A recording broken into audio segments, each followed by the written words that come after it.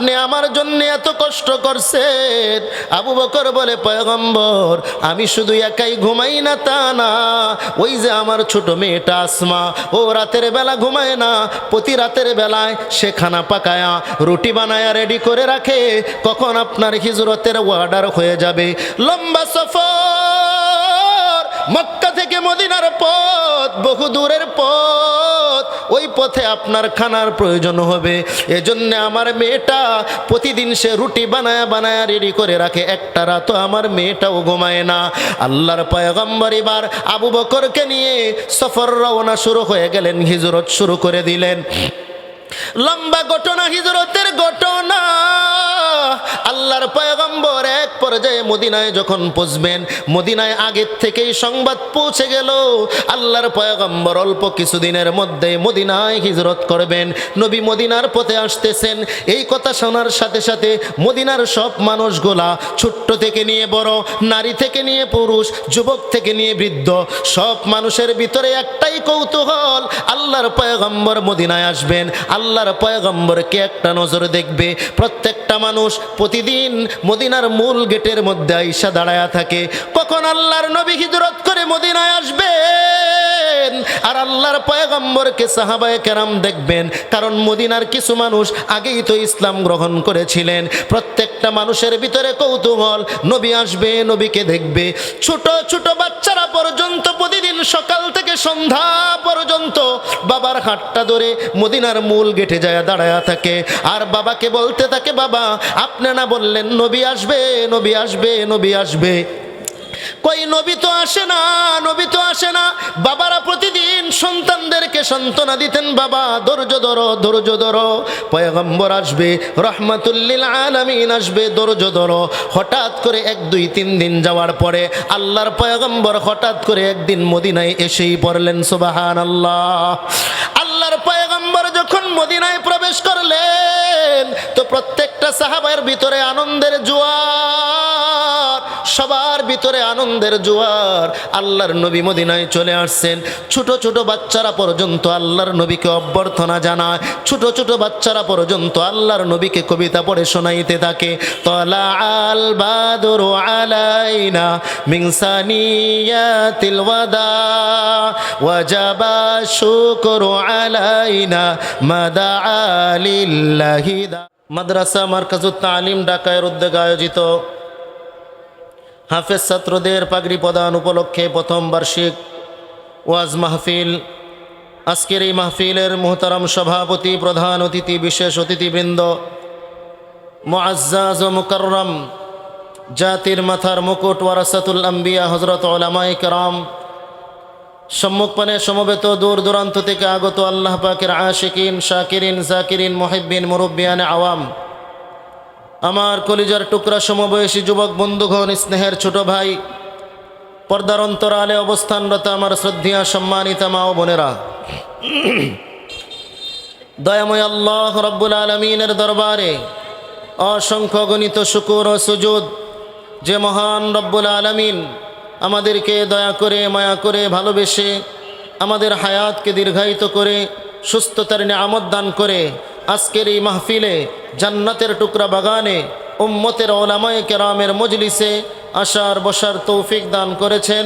এজন্য সেই মহান মালিকের দরবারে সকলের জবানের আওয়াজকে উঁচু করে উচ্চ আওয়াজে সমস্বরে কালিমাতুশ শুকুর আদায় করি, আলহামদুলিল্লাহ।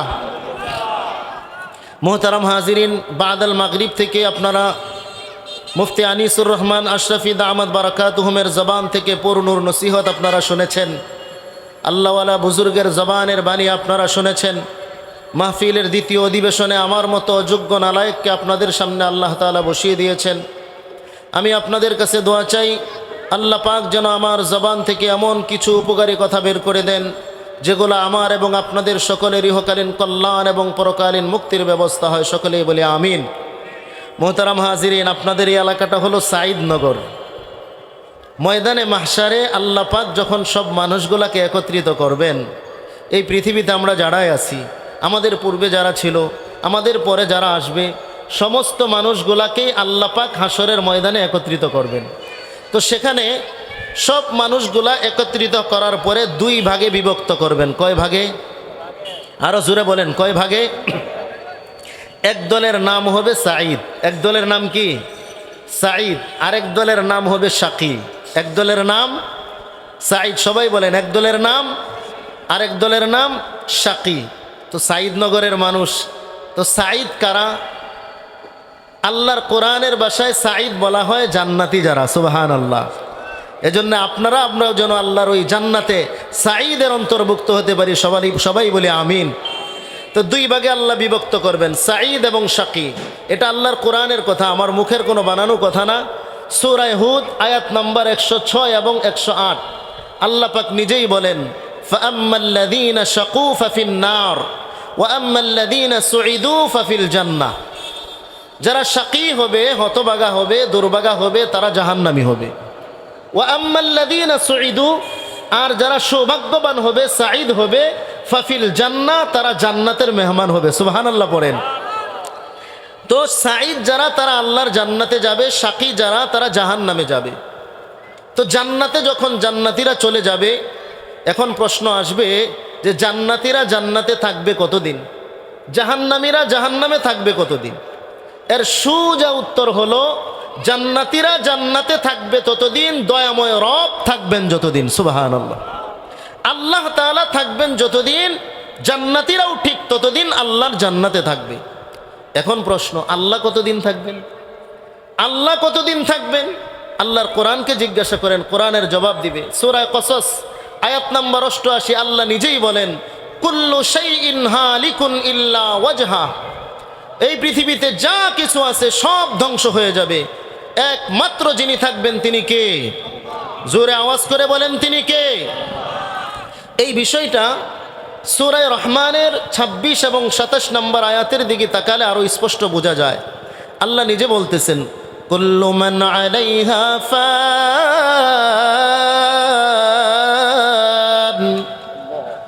কুল্লু মান আলাইহা ফান ওয়া ইয়াবকা ওয়াজহু রাব্বিক ويبقى وجه ربك ذو الجلال والإكرام।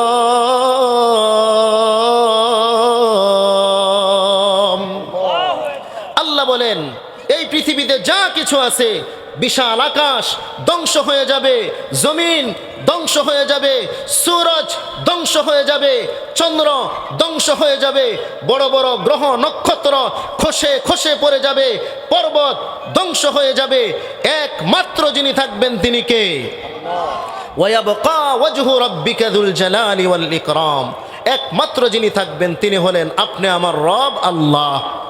তো আল্লাহর যেমন মরণ নাই, জান্নাতীদেরও জান্নাতে মরণ নাই। সুবহানাল্লাহ পড়েন। আল্লাহর যেমন কোনো মরণ হবে না, জান্নাতীরাও যখন জান্নাতে চলে যাবে আর তাদের মৃত্যু হবে না। এরপরেও জান্নাতীরা একজন আরেকজনকে বলতে থাকবে, আল্লাহর কোরআনে আল্লাহ বলেন, একজন আরেকজনকে বলবে, আফামা নাহনু বিমাইয়িতিন। সূরা সাফফাত আয়াত নাম্বার 58-59 এক জান্নাতি আরেক জান্নাতিকে বলবে, আফামা নাহনু বিমাইয়িতিন ইল্লা মাউতাতানাল উলা। জান্নাতীরা বলবে, এই আমাদের কি আর মৃত্যু হবে না প্রথম মৃত্যু ছাড়া? তো আল্লাহ কোরআনের আরেক আয়াতের জবাব দিচ্ছেন, সূরা দুখানের 56 নম্বর আয়াত আল্লাহ নিজেই বলেন, লা ইয়াযুকুনা ফিহাল মাউত। না না না, তোমরা যারা আল্লাহর জান্নাতে ঢুকবে, জান্নাতে আর কখনো তোমাদের মৃত্যু আসবে না। সুবহানাল্লাহ। এরপরেও জান্নাতীদের মধ্যে আরেকটা প্রশ্ন আসবে, আচ্ছা জান্নাতে যদি আমাদের মরণ নাই হয়, রব ততদিন আমরা জান্নাতে থাকি, তবে এর ভিতরে আমরা যদি কখনো অসুস্থ হয়ে যাই, কখনো যদি বুড়া হয়ে যাই, আমাদের কোনো নিয়ামত যদি কখনো ছিনিয়ে নেওয়া হয়, তা আল্লাহর রসুল মুসলিম শরীফের 7049 নম্বর হাদিসের জবাব দিচ্ছেন। এই হাদিসের বর্ণনাকারী দুইজন সাহাবী, একজনের নাম আবু সাঈদ খুদরি রাদিয়াল্লাহু তাআলা আনহু, দ্বিতীয়জন আবু হুরায়রা রাদিয়াল্লাহু তাআলা আনহু। ওনারা বর্ণনা করেন, আল্লাহর রসুল বলেন, জান্নাতীরা যখন জান্নাতে যাবে, তো একজন ঘোষক জান্নাতের মধ্যে ঘোষণা দিতে থাকবে, ইয়া আহলাল জান্নাহ, ও জান্নাতীরা, 4টা চিরস্থায়ী নিয়ামত জান্নাতে তোমাদের জন্য হয়েই গেল। সুবহানাল্লাহ পড়েন। 1 নম্বর, ইন্না লাকুম আন তাসিহু ফালা তাসকামু আবাদা। ও জান্নাতীরা, রব ততদিন তোমরা জান্নাতে থাকবে, তবে মজার বিষয় হলো জান্নাতে যতদিন তোমরা থাকবে কখনোই তোমরা অসুস্থ হবে না। চিরসুস্থতার নিয়ামত আল্লাহ জান্নাতে তোমাদেরকে দান করে দিবেন। 2 নাম্বার, ওয়া ইন্না লাকুম আন তাহইয়াউ ফালা তামুতু আবাদা। রব যতদিন ততদিন জান্নাতে থাকবে, কখনো তোমাদের মরণ হবে না। 3 নাম্বার, ওয়া ইন্না লাকুম আন তাশিব্বু ফালা তাহরামু আবাদা।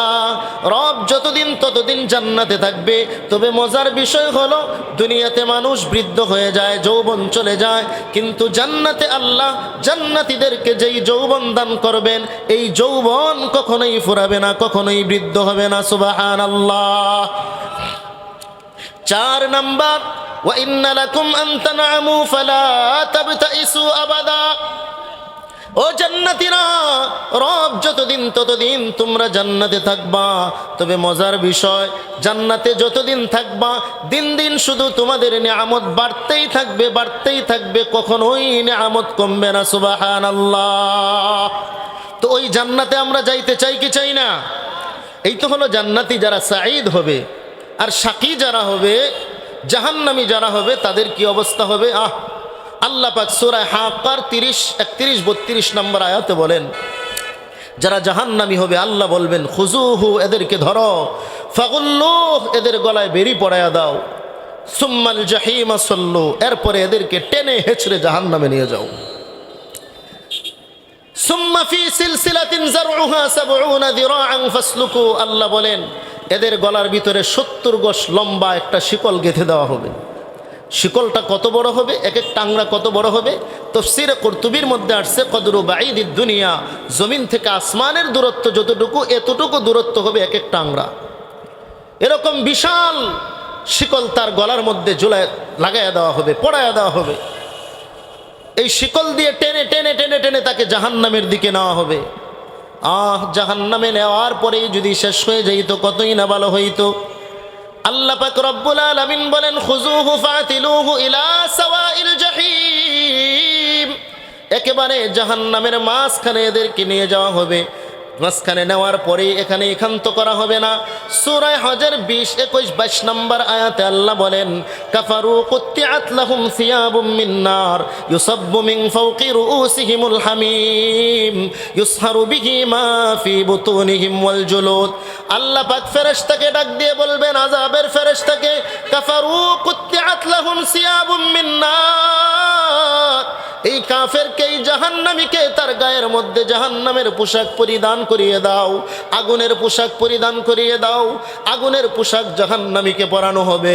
ইউসাব্বু মিন ফাওকি রুউসিহিমুল হামিম, এরপরে তার মাথার উপরে গরম পানি ঢালা হবে। এত গরম, এত গরম, এত গরম। আল্লাহ বলেন, ইউসহারু বিহি মা ফি বুতুনিহিম ওয়াল জুলুদ।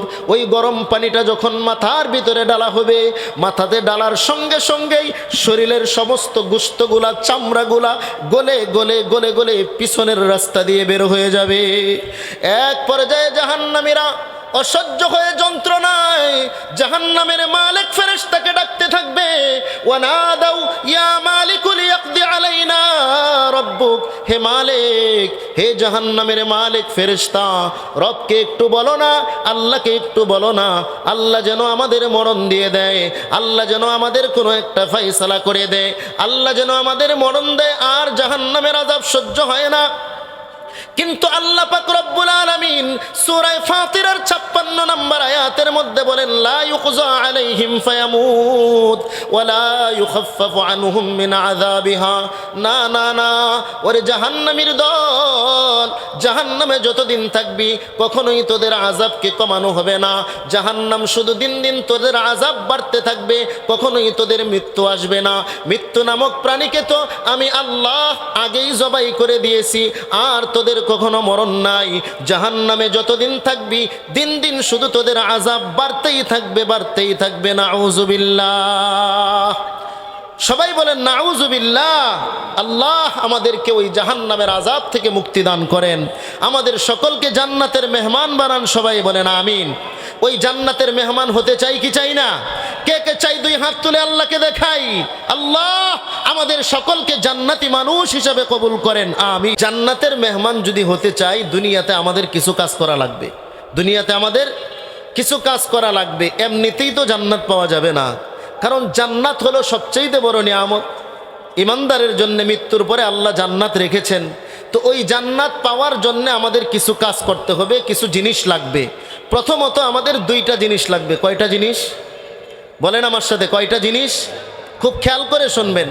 দুইটা জিনিস লাগবে আল্লাহর জান্নাত পাওয়ার জন্যে। এক নাম্বার হলো আল্লাহর সন্তুষ্টি। কার সন্তুষ্টি? আল্লাহর সন্তুষ্টি, রবের সন্তুষ্টি। দুই নাম্বার নবীজির সুপারিশ। আল্লাহর সন্তুষ্টি এবং নবীজির সুপারিশ, এই দুইটা জিনিস যদি কেউ পেয়ে যায়, সে অটোমেটিক আল্লাহর জান্নাতের মেহমান হয়ে যাবে। সুবহানাল্লাহ। আমি আপনাদের সামনে কোরআনের যে আয়াতে কারিমা তেলাওয়াত করেছি, ওই আয়াতে রব কেমন যেন ডেকে ডেকে বলতেছেন, হে দুনিয়ার মানুষ শোনো শোনো, তোমরা যদি আমি রবের সন্তুষ্টি পেতে চাও, তাহলে আল্লাহর রসুল, আমার রসুলের সন্তুষ্টি, আমার রসুলের সুপারিশ অর্জন করো।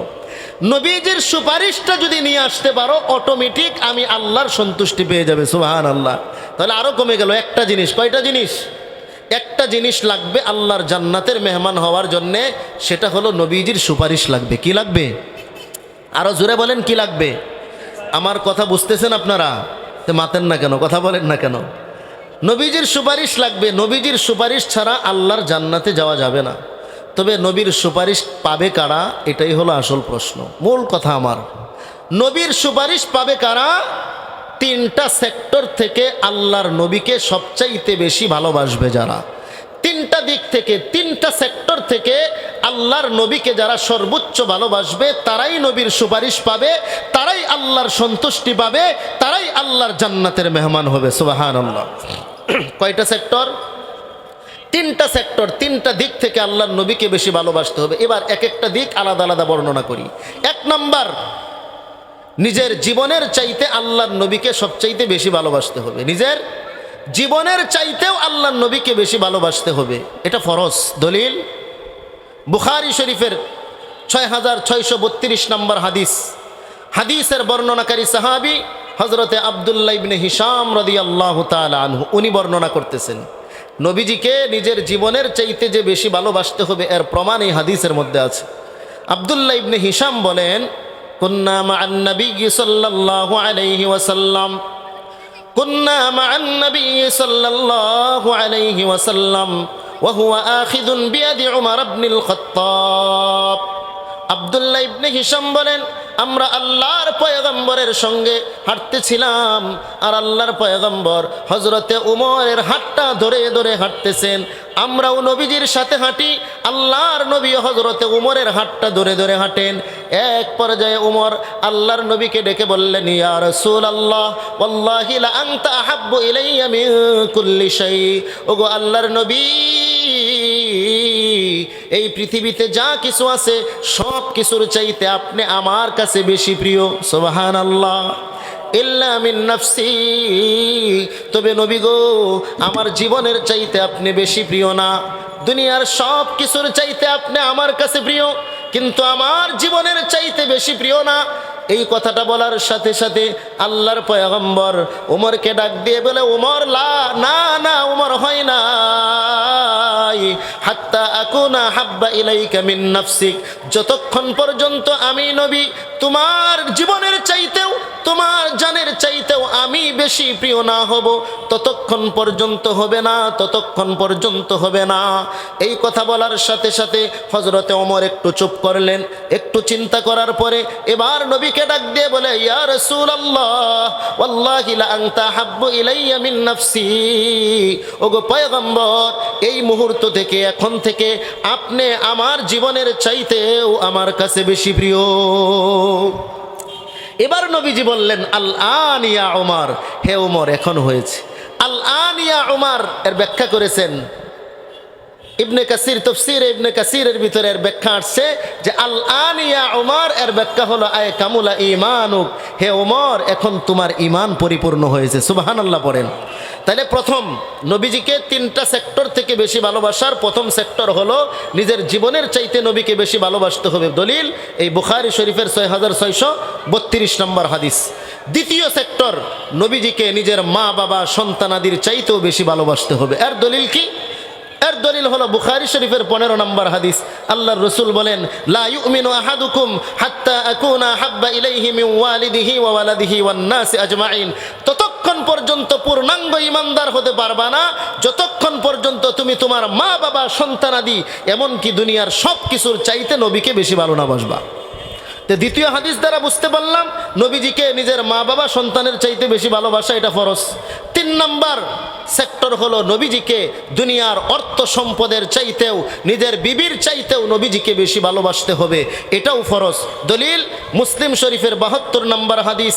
আল্লাহর রাসূল বলেন, লা ইউমিনু আহাদুকুম হাত্তা আকুনা হাব্বা ইলাইহি মিন আহলিহি ওয়া মালিহি। ততক্ষণ পর্যন্ত তোমাদের কেউ পূর্ণাঙ্গ মুমিন হতে পারবে না যতক্ষণ পর্যন্ত সে তার পরিবার এবং তার মাল ও দৌলত থেকে নবীকে বেশি ভালো না বাসবে। তাহলে এই 3টা সেক্টর থেকে নবীজিকে সর্বোচ্চ ভালোবাসা দিতে হবে। খুব খেয়াল করবেন, আলোচনা গুরুত্ব সহকারে শুনলে কথা বুঝবেন, আলোচনার উপরে আমল করা সহজ হবে। প্রথম সেক্টর, নবীজিকে নিজের জীবনের চাইতে বেশি ভালোবাসতে হবে। দ্বিতীয় সেক্টর, মা বাবা সন্তানাদির চাইতে বেশি ভালোবাসতে হবে, এটা ফরজ। তৃতীয় সেক্টর, মাল ও দৌলতের চাইতে ধন সম্পদের চাইতে নবীকে বেশি ভালোবাসতে হবে, এটাও ফরজ। এই 3 সেক্টর থেকে নবীজিকে সর্বোচ্চ ভালোবাসতে হবে। এবার আসেন সাহাবায়ে কেরাম রিদওয়ানুল্লাহি আলাইহিম আজমাইন, তারা এই 3টা সেক্টর থেকে 3টা দিক থেকে আল্লাহর নবীকে সর্বোচ্চ ভালোবেসেছেন। সুবহানাল্লাহ পড়েন। পূর্ণাঙ্গভাবে 3টা সেক্টর থেকে আল্লাহর নবীকে সাহাবারা ভালোবেসেছেন। তবে সব সাহাবারা পূর্ণাঙ্গভাবে ভালোবাসছেন, আর আবু বকর একজন সাহাবী আল্লাহর রাসূলের, উনি পরিপূর্ণভাবে এই 3টা সেক্টর থেকে আল্লাহর নবীকে ভালোবাসছেন। সুবহানাল্লাহ, পরিপূর্ণভাবে ভালোবাসছেন। বলবেন হুজুর, পূর্ণ আর পরিপূর্ণের পার্থক্য বুঝলাম না। পূর্ণ আর পরিপূর্ণের পার্থক্য হলো সমস্ত সাহাবাদের ভালোবাসা বাসতে বাসতে বাসতে বাসতে যেখানে গিয়ে শেষ, সেখান থেকে হযরতে আবু বকরের ভালোবাসা শুরু। সুবহানাল্লাহ। আবু বকর নবীজিকে কেমন ভালোবাসছেন একটা হাদিস বুখারী থেকে শোনাই। বুখারী শরীফের 1387 নম্বর হাদিস। আল্লাহর রাসূলের সাহাবী হযরতে আবু বকর সিদ্দিক রাদিয়াল্লাহু তাআলা আনহু, উনি যখন মুমূর্ষ অবস্থায় মৃত্যুর আগ মুহূর্তে আম্মাজান আয়েশা রাদিয়াল্লাহু তাআলা আনহা তার পাশে বসা, আম্মাজান আয়েশাকে ডাক দিলেন, ও আমার কলিজার টুকরা মা আয়েশা, আমাকে একটু স্মরণ করাইয়া দাও, আইয়ু ইয়াউমিন ফি আইয়ি ইয়াউমিন তুওয়াফিয়া রাসূলুল্লাহ সাল্লাল্লাহু আলাইহি ওয়াসাল্লাম, আমাকে একটু স্মরণ করাইয়া দাও আমার মাহবুব মুহাম্মদুর রাসূলুল্লাহ সাল্লাল্লাহু আলাইহি ওয়াসাল্লাম কিবারে যেন ইন্তেকাল করেছিলেন, আমাকে একটু স্মরণ করাইয়া দাও। আম্মা জান আয়েশা আবু বকরকে ডাক দিয়ে বলে, আব্বা জান, ইয়াউমুল ইসনাইন, আল্লাহর পয়গম্বর তো সোমবারে মৃত্যুবরণ করেছেন। সাথে সাথে হযরতে আবু বকর আম্মা জান আয়েশাকে ডাক দিয়ে বলে, আয়েশা, আইয়ু ইয়াউমিন হাযা, আজকে কি বার? বলে, ইয়াউমুল ইসনাইন, আজকেও সোমবার। এবার আবু বকর আল্লাহর কাছে ডাক দিয়ে বলে, আল্লাহ বাইনি ওয়া বাইনাল লাইল, আল্লাহ গো, আজকে রাত্র আসার আগেই যদি আমার মৃত্যুটা হয়ে যাইতো তাহলে আমার মৃত্যুটাও সোমবারে হইতো, আল্লাহর নবীর সঙ্গে আমার মৃত্যুটাও মিলে যাইতো। সুবহানাল্লাহ। কি পরিমাণ ভালোবাসা নবীর প্রতি, নিজের মৃত্যুটাও নবীর মৃত্যুর দিনে কামনা করতেছেন। সুবহানাল্লাহ পড়েন।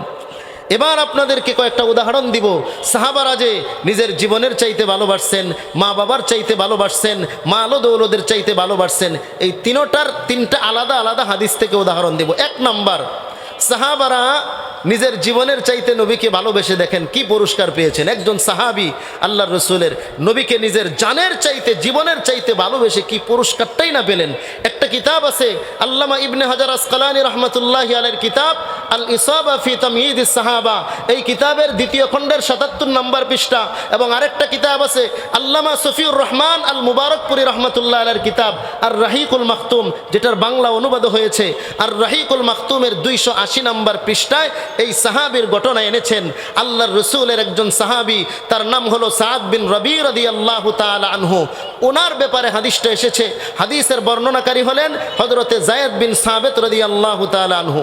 যায়েদ বিন সাবিত বলতেছেন, বাআসানিন নাবিয়্যু সাল্লাল্লাহু আলাইহি ওয়াসাল্লাম ইয়াউমা উহুদ, بعثني النبي صلى الله عليه وسلم يوم أحد لطلب سعد بن ربيع যায়েদ বিন সাবিত বলেন, উহুদের যুদ্ধের দিনে যখন উহুদের যুদ্ধ শেষ হয়ে গেল, আপনারা জানেন উহুদের যুদ্ধে 70 জন সাহাবা শহীদ হয়েছেন, 70 জন সাহাবা বন্দী হয়েছেন। আল্লাহর পয়গম্বর উহুদের ময়দানে রক্তে রঞ্জিত হয়েছেন, আহত হয়েছেন। আল্লাহর পয়গম্বরের মাথার লোহার হেলমেটটা ভেঙে মাথার ভিতরে ঢুকে গিয়েছিল। আল্লাহর পয়গম্বরের দান্দান মোবারক শহীদ হয়েছে। উহুদের ঘটনা লম্বা ঘটনা, ওই পুরা ঘটনাটা না আমার মাকসাদ না। উহুদের যুদ্ধ যখন শেষ হয়ে গেল, এক পর্যায়ে আল্লাহর পয়গম্বর সমস্ত শহীদদের লাশগুলাকে একত্রিত করার জন্য বললেন। এক পর্যায়ে আল্লাহর নবী হযরতে যায়েদ বিন সাবিতকে ডাক দিয়ে বলেন, ও যায়েদ, একটু যাও যাও, উহুদের ময়দানে গিয়ে দেখো আমার একজন পেয়ারা সাহাবী হযরতে সাদ বিন রবি, তাকে তুমি তালাশ করে পাও কিনা, একটু উহুদের ময়দানে যাও। হযরতে সাদ বিন রবি হযরতে যায়েদ বিন সাবিত বলেন, বাসানিন নবী সাল্লাল্লাহু আলাইহি ওয়াসাল্লাম ইয়াউমা উহুদ লিতলাবি সাদ ইবনে রবি। সাদ ইবনে রবিকে তালাশ করার জন্য আল্লাহর পয়গম্বর আমাকে উহুদের ময়দানের দিকে পাঠাইলেন। আল্লাহর পয়গম্বরের এই নির্দেশটা নিয়ে আমি যখন উহুদের ময়দানের দিকে রওনা হলাম, পিছন থেকে আল্লাহর নবী আমাকে ডাক দিয়ে বলে, এই যায়েদ দাঁড়াও, যদি সাদকে দেখতে পাও, ইন রাআইতাহু ফাআকরিহু মিন্নি আসসালাম। আমার পেয়ারা সাহাবী হযরতে সাদ বিন রবিকে যদি দেখতে পাও, তাহলে আমার পক্ষ থেকে তাকে সালাম জানাইবা। হযরতে যায়েদ বলেন, আল্লাহর পয়গম্বরের এই নির্দেশটা নিয়ে আমি যখন উহুদের ময়দানের দিকে আবার রওনা করলাম, পিছন থেকে আবার আমাকে আল্লাহর নবী ডাক দিলেন, যায়েদ দাঁড়াও, শুধুই মাত্র আমার ওই সাহাবীকে আমার পক্ষ থেকে সালাম জানাইবা না। বলে, আর কি জানাবো? বলে, ওয়াতাকুলু লাহু ওয়া রাসূলুল্লাহি কাইফা তাজিদু। তুমি যদি তার সঙ্গে সাক্ষাৎ হয়, তাহলে তাকে জিজ্ঞাসা করবা, এই যে উহুদের ময়দানে সে যেই হালতে আছে, যেই অবস্থায় আছে, ওই অবস্থাটা তার কেমন লাগে, তার কি কোনো কষ্ট লাগে কিনা, এই ব্যাপারে সাদ বিন রবিকে তুমি জিজ্ঞাসা করবা। আল্লাহর পয়গম্বরের এই দুইটা নির্দেশ লইয়া যখন আমি উহুদের ময়দানে চলে গেলাম, উহুদের ময়দানে গিয়ে শহীদের লাশগুলোর মধ্যে উহুদের ময়দানে গিয়ে শহীদের লাশগুলোর মধ্যে হযরতে সাদ বিন রবিকে আমি তন্ন তন্ন করে তালাশ করতেছি। ফাজআলতু আতুফু বাইনাল কতলা, শহীদদের মাঝে আমি তাকে খোঁজাখুঁজি করতেছি, কিন্তু কোথাও তাকে খুঁজে পাই না। হঠাৎ করে ফাসাবতুহু ওয়া হুয়া ফি আখির রামাকিন, হঠাৎ করে সাদ বিন রবিকে আমি এমন অবস্থার মধ্যে পেলাম, ওয়া ফিহি ৭০ জরবা, তার শরীরের ভিতরে ৭০টা তীর তরবারির আঘাত নিয়ে জীবনের শেষ মুহূর্তটা ত্যাগ করার জন্যে উহুদের ময়দানে রক্তে রঞ্জিত হয়ে গড়াগড়ি করতেছে।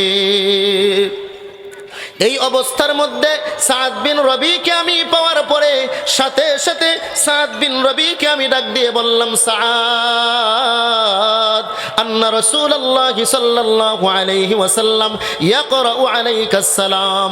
সাদ রে, আল্লাহর পয়গম্বর তোমাকে সালাম জানিয়েছেন। এই কথাটা বলার সাথে সাথে সাদ বিন রবি ওই রক্তে রঞ্জিত অবস্থায়, গড়াগড়ি অবস্থায় সাথে সাথে আল্লাহর নবীর সালামের জবাব দেয়, ওয়ালা রাসূলিল্লাহ আসসালামু আলাইক। যায়েদ রে, আমার পক্ষ থেকে নবীকে সালাম, আমার পক্ষ থেকে আমার নবীকে সালাম জানাইবা। তুমি যেহেতু সালাম নিয়ে আসছো, তোমাকেও আমার পক্ষ থেকে সালাম। এই কথা বলার পরে হযরতে যায়েদ বিন সাবিত এবার সাদকে ডাক দিয়ে বলে, সাদ, আল্লাহর পয়গম্বর শুধুই মাত্র তোমাকে সালাম দেয় নাই, বলে আর কি দিছে? বলে, আল্লাহর পয়গম্বর জিজ্ঞাসা করেছে, এই যে উহুদের ময়দানে তুমি ৭০টা তীর তরবারির আঘাত খেয়ে রক্তে রঞ্জিত হয়ে উহুদের ময়দানে তুমি গড়াগড়ি করতেছো, তোমার কি কষ্ট হয় না? নবীজি তোমাকে এই কথাটা জিজ্ঞাসা করার জন্য বলেছে। এই যে উহুদের ময়দানে তুমি ৭০টা তীর তরবারির আঘাত খেয়ে গড়াগড়ি করতেছো, তোমার কি কষ্ট হয় না? এই কথাটা বলার সাথে সাথে সাদ যায়েদকে ডাক দিয়ে বলে, যায়েদ, কুল্লাহু ইয়া রাসূলুল্লাহ আজিদু রিহাল জান্নাহ। যায়েদ, সাদ রে, যায়েদ রে, আল্লাহর পয়গম্বরের সঙ্গে যদি তোমার সাক্ষাৎ হয়ে যায়, তুমি আল্লাহর পয়গম্বরকে বলবা, নবীকে নিজের জীবনের চাইতে ভালোবাসতে গিয়ে ৭০টা তীর তরবারির আঘাত খেয়ে উহুদের ময়দানে মৃত্যুর আগ মুহূর্তে রক্তে রঞ্জিত অবস্থায়, গড়াগড়ি অবস্থায় উহুদের ময়দান থেকে আজিদু রিহাল জান্নাহ, আমি জান্নাতুল ফেরদাউসের সুঘ্রাণ পাইতেছি। আল্লাহু আকবার বলেন। আল্লাহর পয়গম্বরকে নিজের জীবনের চাইতে ভালোবাসছে, তো মৃত্যুর আগে দুনিয়াতে থাইকাই জান্নাতের সুঘ্রাণ পাইছে। আল্লাহু আকবার। এই তো ছিল নিজের জীবনের চাইতে ভালোবাসার একটা প্রমাণ, একটা উদাহরণ সাহাবাদের জীবন থেকে। দ্বিতীয় বলেছিলাম, নিজের মা বাবা সন্তানাদির চাইতেও সাহাবারা আল্লাহর নবীকে বেশি ভালোবাসছেন। দলিল একটা কিতাব আছে, আল্লামা নুরুদ্দিন আলী ইবনে আবি বকর আল হাইসামির কিতাব আল মাজমাউজ জাওয়ায়েদ ওয়া মানবাউল ফাওয়ায়েদ। এই কিতাবের 15761 নম্বর হাদিস। এই হাদিসের বর্ণনাকারী সাহাবী হযরতে আবু হুরায়রা রাদিয়াল্লাহু তাআলা আনহু, উনি বলতেছেন, মাররা রাসূলুল্লাহ সাল্লাল্লাহু আলাইহি ওয়াসাল্লাম আলা আব্দুল্লাহ ইবনে উবাই ইবনে সালুল। হযরতে আবু হুরায়রা বলেন যে আল্লাহর পয়গম্বর একদিন সাহাবাদের ছোট্ট একটা কাফেলা নিয়ে মরুভূমির পথ দিয়ে হেঁটে যাচ্ছেন, তো পাশেই মুনাফিকের সর্দার আব্দুল্লাহ ইবনে উবাই ইবনে সালুল ওই রাস্তার পাশে বসা ছিল। মুনাফিকের সর্দার আব্দুল্লাহ সে পাশে বসা, আর আল্লাহর রসুল যে কাফেলা নিয়ে যাচ্ছেন, ছোট্ট কাফেলা, এই কাফেলার ভিতরে ওই মুনাফিকের সর্দারের ছেলেও আছে, যার নামও আব্দুল্লাহ। বাবার নামও আব্দুল্লাহ, ছেলের নামও আব্দুল্লাহ। তবে মজার বিষয় হলো, বাবা আব্দুল্লাহ হলো খাঁটি মুনাফিক, আর ছেলে আব্দুল্লাহ হলো খাঁটি মুসলমান। সুবহানাল্লাহ, খাঁটি সাহাবা। তো এই সাহাবিকে নিয়ে আল্লাহর পয়গম্বর যখন এই মুনাফিকের সর্দার আব্দুল্লাহ ইবনে উবাই ইবনে সালুলের পাশ দিয়ে যাচ্ছেন, তো ওই সময় মরুভূমির মাঝখান দিয়ে হেঁটে যাওয়ার কারণে কিছু ধুলাবালি উড়ে কি উড়ে না, কিছু ধুলাবালি উড়ে ওই মুনাফিকের সর্দারের গায়ে গিয়ে লাগছে। শরীরে লাগার সাথে সাথে আব্দুল্লাহ ইবনে উবাই ইবনে সালুল এই মুনাফিক বলে কি, ছি, ছোট লোক মুহাম্মদের পায়ের ধুলা আমার শরীরে লাগছে। নাউজুবিল্লাহ পড়েন। ছোট লোক মুহাম্মদ বলেছে আল্লাহর পয়গম্বরকে। এই কথাটা আবার আল্লাহর নবীর সাথে যে ওই যে সাহাবা আব্দুল্লাহ, ওই মুনাফিকের সর্দারের ছেলে খাঁটি সাহাবী আব্দুল্লাহ, সে এই কথাটা শুনে ফেলেছে যে আমার কুলাঙ্গার বাবা আমার নবীকে ছোট লোক মুহাম্মদ বলেছে।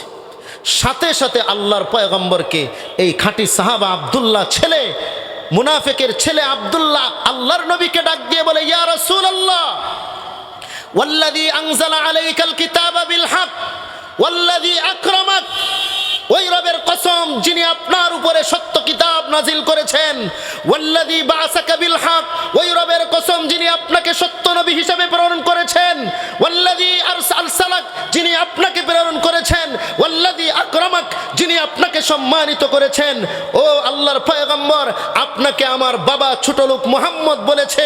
আমার ওই কুলাঙ্গার বাবার এই মুহূর্তে যদি আপনি চান, ইন রাআইতুহু ইন শি'তা লা আতাইতুকা বিরাসিহি, এই মুহূর্তে যদি আপনি চান, আমি আমার কুলাঙ্গার বাবার মাথাটা কেটে এনে আপনার পায়ের সামনে রেখে দিব। চিল্লায় বলেন আল্লাহু আকবার।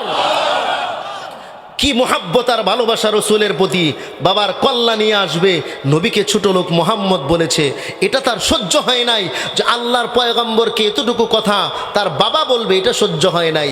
নবী একদিকে, সারা দুনিয়া আরেকদিকে, নবীর সামনে কোনো বাবা মা তুলনা চলে না। সাহাবারা তাদের জীবনে এটা প্রমাণ দিয়েছেন। আরে ভাই, ইনি তো একজন যুবক সাহাবী, আরেকজন ছোট্ট সাহাবী ছিলেন। ছোট্ট একজন সাহাবী, তিনিও আল্লাহর নবীকে নিজের মা বাবার চাইতে বেশি ভালোবাসা দিয়ে তার নিজের জীবনে নবীর ভালোবাসা সর্বোচ্চ, এটা প্রমাণ করেছেন। ছোট্ট একজন সাহাবী, আল্লাহর পয়গম্বরের একজন ছোট্ট সাহাবী, তার নাম হলো তালহা ইবনে বারা রাদিয়াল্লাহু তাআলা আনহু। এটাও এই মাজমাউজ জাওয়ায়েদ ওয়া মানবাউল ফাওয়ায়েদের 15969 নম্বর হাদিস। এই হাদিসের বর্ণনাকারী সাহাবী হযরতে হুসাইন ইবনে ওয়াহুহ রাদিয়াল্লাহু তাআলা আনহু, উনি বর্ণনা করতেছেন এই হাদিস। আল্লাহর পয়গম্বর যখন মক্কা থেকে হিজরত করে মদিনায় আসতেছেন, আপনারা জানেন আল্লাহর পয়গম্বর মক্কায় 13 বৎসর নবুয়াতের দাওয়াতের কাজ করেছেন। 13 বৎসর পর্যন্ত কাফেরদের জুলুম নির্যাতন সহ্য করেছেন। নিজের জন্মভূমি মাতৃভূমি মক্কা ছেড়ে আল্লাহর নবী যেতে চান নাই। আল্লাহর নবী চেয়েছিলেন মক্কাতেই দ্বীন ইসলামের দাওয়াতের কাজ করবেন, কিন্তু দীর্ঘ 13 বৎসর দাওয়াত দেওয়ার পরেও গুটি কিছু মানুষ মুসলমান হয়।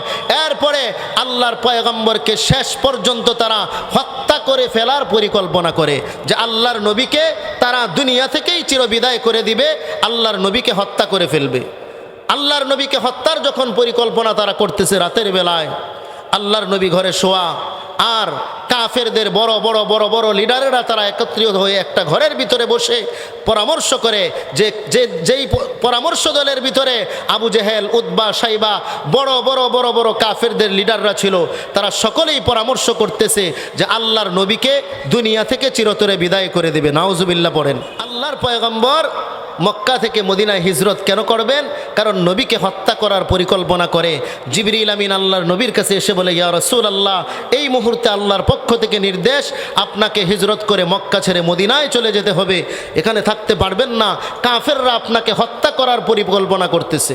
আল্লাহর পয়গম্বর হিজরতের জন্য রেডি হয়ে গেলেন। রাতের বেলায় নবীজি ঘর থেকে বের হচ্ছেন, তো দেখে চতুর্দিকে কাফেররা নাঙ্গা তলোয়ার হাতে নিয়ে নবীকে হত্যা করার জন্য তারা দাঁড়ায় আছে। নবী ঘর থেকে বের হবেন আর আল্লাহর নবীকে তারা হত্যা করবে। নাউজুবিল্লাহ। আল্লাহর পয়গম্বরকে জিবরাইল আমিন ডাক দিয়ে বলে, ইয়া রাসূলুল্লাহ, টেনশন নাই, আপনি হাতে এক মুষ্টি বালু নেন। বালু নিলেন। এবার নবীজিকে বলে, আপনি পড়েন সূরা ইয়াসিনের একটা আয়াত, ওয়াজআলনা মিন বাইনি আইদিহিম সাদ্দা ওয়া মিন খালফিহিম সাদ্দা ফাগশাইনাহুম ফাহুম লা ইউবসিরুন। আল্লাহর পয়গম্বর এই আয়াতটা তেলাওয়াত করলেন। জিবরাইল বলেন, এবার এই বালুতে একটা ফু দেন। নবীজি ফু দিলেন, বলে এই বালুটা এবার সামনের দিকে ছড়ায়া দেন, সামনের দিকে নিক্ষেপ করেন। আল্লাহর নবী যখন এই বালুটা সামনের দিকে নিক্ষেপ করে দিলেন, সাথে সাথে বালুগুলা চতুর্দিকে ছড়ায়া কাফেরদের চোখে মুখে গিয়ে ঢুকলো। এবার কাফেররা তাদের চোখের ভিতরে বালু ঢুকেছে, চোখগুলো জ্বলা শুরু হয়ে গেছে, হাতের তলোয়ার মাটিতে পড়ে গেছে, এবার হাত দিয়ে চোখ কচলানো শুরু করে দিয়েছে। এই মুহূর্তে আল্লাহর পয়গম্বর সমস্ত দুশমনদের মাঝখান দিয়ে বের হয়ে যায়, তারা টেরও পায় নাই। সুবহানাল্লাহ। আল্লাহর পয়গম্বর যখন ঘর থেকে বের হয়ে গেলেন, ঘর থেকে বের হয়ে আবু বকরের দরওয়াজায় সর্বপ্রথম গিয়ে বললেন, আবু বকরকে ডাক দিলেন। আবু বকর, একটা ডাক আবু বকরকে দিলেন। সাথে সাথে সাথে সাথে হযরতে আবু বকর ঘরের দরওয়াজাটা খুলে দিলেন। এবার আল্লাহর পয়গম্বর বড়ই অবাক হয়ে গেলেন, জিজ্ঞাসা করলেন, আবু বকর, আপনাকে এই গভীর রজনীতে একটা ডাক দিলাম, ডাক দেওয়ার সাথে সাথে আপনি দরজাটা খুলে দিলেন, আবু বকর, আপনি কি রাতের বেলা ঘুমান নাই? আবু বকর বলে, পয়গম্বর, বহুদিন আগে আপনি আমাকে বলেছিলেন যে কোনো মুহূর্তে হিজরতের অর্ডার হতে পারে, মক্কা থেকে মদিনায় হিজরত করা লাগতে পারে, আর আপনার হিজরতের সঙ্গী হব আমি আবু বকর। আল্লাহর পয়গম্বর, আল্লাহর জাত ও সিফাতের কসম, যেই দিন আপনি বলেছেন আপনার সঙ্গে আমার হিজরত করতে হবে, এরপর থেকে একটা দিনের জন্যও রাতের বেলা আমি ঘুমাই না। রাতের বেলায় আমি সবসময় দরওয়াজাটার সঙ্গে পিঠটা লাগাইয়া দাঁড়ায় থাকি, কখন আপনি আসেন আর আমাকে হিজরতের জন্য ডাক দেন। কারণ আপনি যদি আমাকে ডাক দেন আর আমি ঘুমায়া থাকি, হয়তোবা আপনার কষ্ট হবে। এজন্য আমি প্রতিদিন দরজার সঙ্গে পিঠটা লাগাইয়া দাঁড়াইয়া থাকি, একটা দিনও ঘুমাই না। আল্লাহর পয়গম্বর আবু বকরকে ডাক দিয়ে বলে, আবু বকর, আপনি আমার জন্য এত কষ্ট করছেন।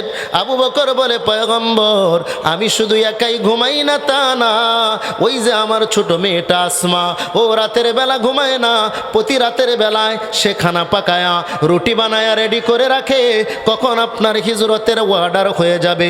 লম্বা সফর, মক্কা থেকে মদিনার পথ, বহু দূরের পথ, ওই পথে আপনার খানার প্রয়োজন হবে।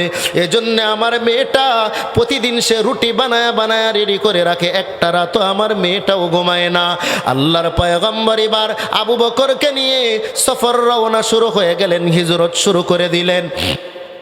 লম্বা ঘটনা, হিজরতের ঘটনা।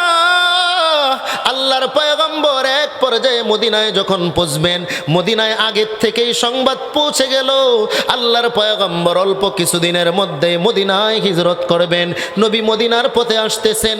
এই কথা শোনার সাথে সাথে মদিনার সব মানুষগুলা, ছোট্ট থেকে নিয়ে বড়, নারী থেকে নিয়ে পুরুষ, যুবক থেকে নিয়ে বৃদ্ধ, সব মানুষের ভিতরে একটাই কৌতূহল, আল্লাহর পয়গম্বর মদিনায় আসবেন, আল্লাহর পয়গম্বরকে একটা নজর দেখবে। প্রত্যেকটা মানুষ প্রতিদিন মদিনার মূল গেটের মধ্যে আইসা দাঁড়ায়া থাকে, কখন আল্লাহর নবী হিজরত করে মদিনায় আসবেন আর আল্লাহর পয়গম্বরকে সাহাবায়ে কেরাম দেখবেন। কারণ মদিনার কিছু মানুষ আগেই তো ইসলাম গ্রহণ করেছিলেন। প্রত্যেকটা মানুষের ভিতরে কৌতূহল, নবী আসবে, নবীকে দেখবে। ছোট ছোট বাচ্চারা পর্যন্ত, প্রতিদিন সকাল থেকে সন্ধ্যা পর্যন্ত বাবার হাতটা ধরে মদিনার মূল গেটে যায় দাঁড়ায়া থাকে, আর বাবাকে বলতে থাকে, বাবা আপনি না বললেন নবী আসবে, নবী আসবে, নবী আসবে, কই নবী তো আসে না, নবী তো আসে না। বাবারা প্রতিদিন সন্তানদেরকে সান্ত্বনা দিতেন, বাবা ধৈর্য ধরো, ধৈর্য ধরো, পয়গম্বর আসবে, রহমাতুল লিল আলামিন আসবে, ধৈর্য ধরো।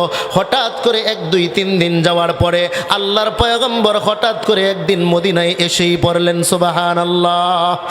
আল্লাহর পয়গম্বর যখন মদিনায় প্রবেশ করলেন তো প্রত্যেকটা সাহাবার ভিতরে আনন্দের জোয়ার, সবার ভিতরে আনন্দের জোয়ার।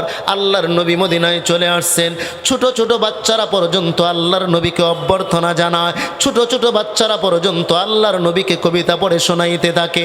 তলা আল বাদরু আলাইনা মিন সানিয়াতিল ওয়াদা ওয়াজাবা শুকরু আলাইনা মাদা লিল্লাহি দা। সবাই পড়েন, তলা আল বাদরু আলাইনা মিন সানিয়াতিল ওয়াদা ওয়াজাবা শুকরু আলাইনা মাদা লিল্লাহি দা। রাতের আধার কেটে কেটে আকাশে চাঁদ উঠলো ওই, সারা জাহানের দিকে বিদিকে আলোর ধারা ছুটলো ওই। তলা আল বাদরু আলাইনা মিন সানিয়াতিল ওয়াদা ওয়াজাবা শুকরু আলাইনা মাদা লিল্লাহি দা। আল্লাহু আকবার পড়েন। ছোট্ট ছোট্ট বাচ্চারা আল্লাহর পয়গম্বরকে অভ্যর্থনা জানায়, স্বাগত জানায়। আল্লাহর পয়গম্বরের ছোট্ট এক আশিক সাহাবী, তার নাম হলো তলহা ইবনে বারা রাদিয়াল্লাহু তাআলা আনহু। আল্লাহর পয়গম্বরের এই ছোট্ট সাহাবীটা আল্লাহর পয়গম্বরকে যখন দেখলেন, বাবাকে ডাক দিয়ে বলে, বাবা আপনি একটু দাঁড়ান, আমি আমার পয়গম্বরের সঙ্গে একটু পার্সোনাল কথা বলে আসি, আমি আমার পয়গম্বরের সঙ্গে একটু সাক্ষাৎ করে আসি। আন্না তলহা ইবনুল বারা লাম্মা লাকিয়ান নবী সাল্লাল্লাহু আলাইহি ওয়াসাল্লাম, তলহা ইবনে বারা যখন আল্লাহর পয়গম্বরের সঙ্গে সাক্ষাৎ করলেন, আল্লাহর পয়গম্বরকে ডাক দিয়ে বলে, ইয়া রাসূলুল্লাহ লা আনতা হাব্বু ইলাইয়া মিন কুল্লি শাই। ও গো আল্লাহর নবী, আপনি আমার নিকটে দুনিয়ার সব কিছুর চাইতে, মা বাবার চাইতেও আপনি আমার কাছে বেশি প্রিয়। সুবহানাল্লাহ। আল্লাহর পয়গম্বর বলে, ও তলহা রে, তুমি যে আমাকে সবচাইতে বেশি ভালোবাসো, তোমার মা বাবার চাইতেও বেশি ভালোবাসো, এর প্রমাণ কি? এবার তলহা নবীকে ডাক দিয়ে বলে, ওগো পয়গম্বর, মুরনি বিমা আহবাবতা ফালা আসি লাকা আমরা। পয়গম্বর, আপনাকে যে আমি আমার মা বাবার চাইতে, দুনিয়ার সব কিছুর চাইতে বেশি ভালোবাসি, এর প্রমাণ নিতে গিয়ে এই মুহূর্তে আপনি আমাকে যেই নির্দেশটা দিবেন, সাথে সাথে সাথে সাথে আমি ওই নির্দেশটা পালন করব, আমি আপনার নির্দেশের অমান্য করব না। ফাজিবান নবী সাল্লাল্লাহু আলাইহি ওয়াসাল্লাম লিযালিকা ওয়া হুয়া গুলাম। আল্লাহর পয়গম্বর এই ছোট্ট সাহাবীর কথাটা শুনে বড়ই আশ্চর্যান্বিত হলেন। ও বলে কি, ও এত ছোট্ট সাহাবী, ও নাকি আমি নবীকে সবচাইতে বেশি ভালোবাসে, ও নাকি আমার নির্দেশটা পালন করবে, আমার নির্দেশের অবাধ্যতা করবে না। আল্লাহর পয়গম্বর এবার মজাক করতে গিয়ে, রসিকতা করতে গিয়ে তলহাকে ডাক দিয়ে বলে, তলহা, ওই যে তোমার বাবা বাড়া দাঁড়ায় রইছে, যাও যাও যাও, ইদহাব, যাও, ফাকতুল আবাক, তোমার বাবার কল্লাটা কেটে নিয়ে আসো, তোমার বাবার কল্লাটা আমার কাছে নিয়ে আসো। এই কথা বলার সঙ্গে সঙ্গেই ফাখরাজা মুআল্লিয়ান লিয়াফআলা। হাদিস বর্ণনাকারী সাহাবী হযরতে হুসাইন ইবনে ওয়াহব বলেন, এই ছোট্ট তলহা আল্লাহর পয়গম্বরের এই নির্দেশটা পাওয়ার সাথে সাথে সাথে সাথে বাবার কল্লা আনার জন্য একটা দৌড় শুরু করে দিছে। সুবহানাল্লাহ পড়েন। আল্লাহর পয়গম্বরের নির্দেশ পালন করতে গিয়ে নবীকে নিজের জীবনের চাইতে বেশি ভালোবাসে এটা প্রমাণ করার জন্যে, বাবার কল্যাণের জন্যে যখন দৌড় দিছে, আল্লাহর নবী পিছন থেকে ডাক দেয়, হে তলহা আকবিল, দাঁড়াও। তলহা রে, ইন্নী লাম উবাস বিকতিআতি রাহমিন। তলহা রে, আমি দুনিয়াতে এই জন্য আসি নাই যে তার বাবার সঙ্গে তার সন্তানের সম্পর্ক ছিন্ন করাবো। কোনো সন্তানের হাতে তার বাবার কল্লা কাটানোর জন্য আমি দুনিয়াতে আসি নাই, বরং আমি নবী তো রহমত স্বরূপ দুনিয়াতে এসেছি। সুবহানাল্লাহ। শুধু ওয়াজুদাস রহমাতাল লিল আলামিন, মসজিদে ও শুদ হামারো ये जमीन, सैयदुल कौनैन खत्मुल मुरसलीन, आखिरा मदबुवद फखरुल अव्वलीन। আল্লাহর পয়গম্বর এবার তলহাকে ডাক দিয়ে বলে, তলহা রে, প্রমাণ হয়ে গেছে তুমি আমাকে তোমার মা বাবার চাইতেও বেশি ভালোবাসো, তোমার জীবনের চাইতেও বেশি ভালোবাসো। ও তলহা, যা যা, আমি নবীও কথা দিলাম, আমি নবীও তোকে কলিজা দিয়ে ভালোবাসি। সুবহানাল্লাহ। এই ছোট্ট সাহাবীকে নবী বলে, আমিও তোকে কলিজা দিয়ে ভালোবাসি। এই কথা বলার পরে এই ছোট্ট সাহাবীটা তার বাড়িতে চলে গেলেন। কিছুদিন যায়, হঠাৎ করেই আল্লাহর পয়গম্বরের দরবারে আসা যাওয়া করে, কিন্তু হঠাৎ করেই এই ছোট্ট আশেকটার নবীর দরবারে আসা বন্ধ হয়ে গেছে। নবীর দরবারে আর আসে না। ফামারিদ বা'দা যালিকা তলহা, কিছুদিন পরেই তলহা অসুস্থ হয়ে যায়। অসুস্থতার কারণে আল্লাহর পয়গম্বরের দরবারে আসতে পারে না। আল্লাহর পয়গম্বর সাহাবায়ে কেরামকে জিজ্ঞাসা করে, ও সাহাবায়ে কেরাম, আমার ওই ছোট্ট আশেকটাকে তো দেখি না, ও তো আমার মজলিসে আসে না, আমার এই ছোট্ট আশেকটা কোথায়, একটু খবরে নাও। সব সাহাবারা খবর নিয়ে দেখলো ছোট্ট আশেক এই তলহা অসুস্থ অবস্থায় ঘরের মধ্যে পড়ে আছে। আল্লাহর পয়গম্বর এটা শোনার সঙ্গে সঙ্গেই ফাজা আন-নবী সাল্লাল্লাহু আলাইহি ওয়াসাল্লাম ইয়াউদু, আল্লাহর পয়গম্বর এই ছোট্ট তলহাকে, এই ছোট্ট আশেকটাকে দেখার জন্যে, শুশ্রূষা করার জন্যে তলহার বাড়িতে নবীজি চলে আসলেন। নবীজি তলহার বাড়িতে এসে তলহার মাথার পাশে বসলেন। মাথার পাশে বসে তলহার চেহারার মধ্যে তলহার কপালের মধ্যে হাতটা দিলেন। এরপরে তলহার চেহারাটা ভালোভাবে নবী তাকায়া দেখলেন। নবীজি এই ছোট্ট আশেকটার চেহারাটা দেখার পরে নবী বুঝলেন, আমার এই আশেকটা হয়তো আর বেশি দিন দুনিয়াতে বাঁচবে না, এই অসুস্থতাই তার ইন্তেকাল হয়ে যাবে। সাথে সাথে আল্লাহর পয়গম্বর তলহার পরিবারের লোকদেরকে ডাক দিলেন। ফাকাল লি আহলিহি, আল্লাহর পয়গম্বর তলহার পরিবারের লোকদেরকে ডাক দিয়ে বলে, এ তলহার পরিবারের লোকেরা, ইন্নী লাম আরা তলহা ইল্লা ওয়াকাদ হাদাসা ফীহিল মাউত। ওই তলহার পরিবারের লোকেরা, ও তলহার বাবা, তলহার মা, আমি এই তলহাকে দেখে যতটুকু বুঝলাম, এই তলহার বেশি দিন দুনিয়াতে বাঁচবে না, এই অসুস্থতাই তার ইন্তেকাল হয়ে যাবে। তবে শোনো শোনো শোনো, ফাইদা মাতা, যখন আমার এই ছোট্ট আশেকটা মারা যাবে, ফাআযিনুনি, আমি নবীকে কিন্তু জানাইবা, হাত্তা আশহাদাহু ওয়া উসাল্লি আলাইহি, যাতে করে আমি নবী তার জানাজায় উপস্থিত থেকে আমি নবী নিজে তার জানাজার নামাজ পড়াইতে পারি। আমি নবী নিজে এই ছোট্ট আশেকটার জানাজার নামাজ পড়াবো, আমি নিজে তার কাফন দাফন করব, আমাকে কিন্তু তোমরা জানাইবা।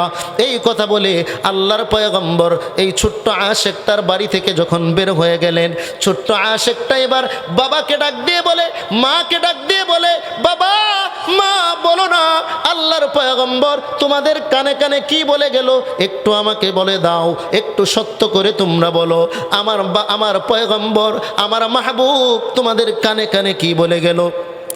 এবার তলহার বাবা ডাক দিয়ে বলে, তলহারে, তোর বড় খুশনসিব, তোর বড় খুশনসিব, আল্লাহর পয়গম্বর বলেছেন তোর যদি ইন্তেকাল হয়ে যায়, তোর ইন্তেকালের পরে নবী নাকি তোর জানাজার নামাজ পড়াবে, নবী নাকি তোর কবরে নামবে, নবী নাকি তোর কাফন দাফন করবে। এই কথাটা বলার সাথে সাথে তলহা এবার বাবাকে ডাক দিয়ে বলে, বাবা না না না, রাতের বেলায় যদি আমার মৃত্যু হয়ে যায়, লা তাদউ রাসূলুল্লাহ সাল্লাল্লাহু আলাইহি ওয়াসাল্লাম, রাতের বেলায় আমার ইন্তেকাল হয়ে গেলে আল্লাহর পয়গম্বরকে জানাইবা না। রাতে আমার ইন্তেকাল হয়ে গেলে সাথে সাথে সাথে সাথে তোমরা আমাকে কাফন দাফন করে দিবে।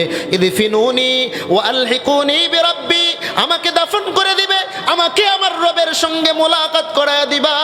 ওয়ালা তাদউ রাসূলুল্লাহি সাল্লাল্লাহু আলাইহি ওয়াসাল্লাম, খবরদার খবরদার আল্লাহর নবীকে কিন্তু জানাইবা না। বলে কেন রে, আল্লাহর নবী তোর জানাজা পড়াবে, এটা তো তোর জন্য খুশনসিব, কেন জানাবো না? সাথে সাথে তলহা বলে, ওগো বাবা, আল্লাহর পয়গম্বর যদি রাতের বেলায় আমার ইন্তেকাল হয় আর নবী রাতে শুনে, সাথে সাথে নবী আমার জানাজা পড়ানোর জন্য আমার বাড়িতে চলে আসার জন্য রেডি হয়ে যাবে। আমার বাড়িতে আসতে গিয়ে মাঝখানে অনেকগুলা ইহুদির বাড়ি পড়বে, আমার ভয় হয়। ইন্নী আখাফু আলাইহিল ইয়াহুদ, আমার ভয় হয় আমার নবী আমার বাড়িতে আসতে গিয়ে মাঝখানে ইহুদির বাড়িগুলো পার হয়ে যখন আসবে, কোনো ইহুদির আক্রমণের শিকার যদি আমার নবী হয়ে যায়। ওয়ালা ইউসাবু বিসাবাবি, আমি চাই না আমার কারণে আমার পয়গম্বর কোনো ইহুদির আক্রমণের শিকার হোক। আমার জানাজা পড়াতে আসতে গিয়ে আল্লাহর নবী যদি কোনো ইহুদির আক্রমণের শিকার হয়ে যায়, তাহলে আমি তলহা কবরে গিয়েও শান্তি পাবো না। আমি তলহা হাসরের ময়দানেও আল্লাহর সামনে আমার চেহারাটা দেখাইতে পারবো না। এজন্যে রাতের বেলায় আমার ইন্তেকাল হলে তোমরা আমার কাফন দাফন করে দিবা, আমার জানাজা পড়ে আমাকে আমার রবের সাথে সাক্ষাৎ করায়া দিবা, নবীকে কিন্তু জানাইবা না। এরপরে আল্লাহর নবী ফালাম ইয়াবলুগিন নবী সাল্লাল্লাহু আলাইহি ওয়াসাল্লাম বনু সালিম হাত্তা তুওয়াফিয়া। হাদিস বর্ণনাকারী সাহাবী হযরত হুসাইন ইবনে ওয়াহুব বলেন, আল্লাহর পয়গম্বর এই ছোট্ট আশেকটাকে দেখার পরে বনু সালেম গোত্র পর্যন্ত নবী যাইতে পারেন নাই। এর আগেই ছোট্ট আশেকটার ইন্তেকাল হয়ে যায়। রাতের বেলায় যখন ইন্তেকাল হয়ে যায়, ইন্তেকালের পরে তার বাবা মানুষদেরকে নিয়ে তার জানাজার নামাজ পড়ে তাকে কাফন দাফন করে ফেলে, নবীকে আর জানায় না। সকাল যখন হয়ে যায়, ফাউখবিরান নবী সাল্লাল্লাহু আলাইহি ওয়াসাল্লাম হিনা আসবাহা, সকাল যখন হয়ে যায় আল্লাহর পয়গম্বরকে জানায়, ওই যে আপনার ছোট্ট আশিক তলহা, ও আর দুনিয়াতে নাই, রাতের বেলায় তার ইন্তেকাল হয়ে গেছে, রাতের বেলায় তার জানাজা পড়ে কাফন দাফন করা হয়ে গেছে। নবীজি বড়ই কষ্ট পেলেন। নবী তলহার বাবাকে ডাক দিয়ে বলে, এ তলহার বাবা, আমি না তোমাদেরকে বললাম আমার এই ছোট্ট আশেকটার যদি ইন্তেকাল হয়ে যায় আমি নবীকে জানাইবা, আমি নবী নিজে তার জানাজার নামাজ পড়ব, আমি নবী নিজে তার কবরে নামবো, আমি নবী নিজে তার কাফন দাফন করব, আমি নবী নিজে তার কাফন দাফন করব, তুমি কেন আমাকে জানাও নাই, কেন আমাকে জানাও নাই? সাথে সাথে তলহার বাবা চোখের পানি ছেড়ে দিয়ে নবীকে ডাক দিয়ে বলে, পয়গম্বর,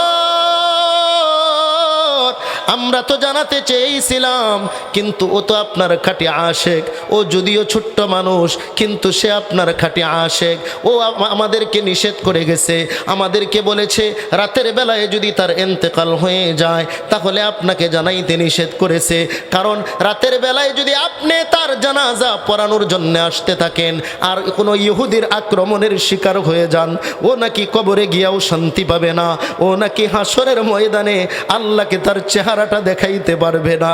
ও নিজেই না করে গেছে, আপনাকে বলার জন্য না করেছে যে আপনি যেন না আসেন রাতের বেলায়, যদি ইন্তেকাল হয় রাতের বেলায় যেন আমরা তার কাফন দাফন করে ফেলি।